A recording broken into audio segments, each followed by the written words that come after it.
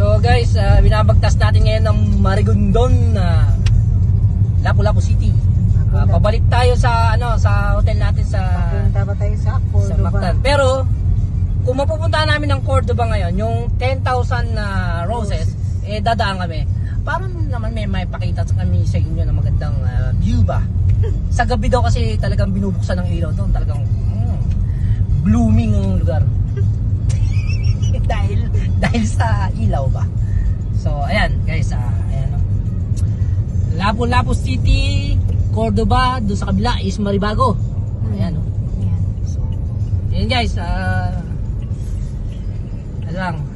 hintay-hintay lang tayo. Kung makakapunta sa Cordoba, doon sa 10,000 roses nga na tinatawag nila, dadaan tayo guys para ma-video ko sa inyo yung lugar na yan. So stay lang kayo dyan, okay? Close the door. So guys, nandito tayo ngayon sa Cordoba, Lapu-Lapu City, kung saan pupuntahan natin yung 10,000 roses place na sinasabi nila na sobrang ganda raw nun. Hindi. Ay, di ba? Doon natin pupunta, hindi pala maganda. Mag-English ka. So We were going to. So guys, puntahan pa rin natin, alamin natin kung maganda nga yung place. Hindi ko kasi malaman dito sa aking driver sweet lover kung ano ba talaga, maganda ba talaga. So guys, let's wait and see. Okay, close the door.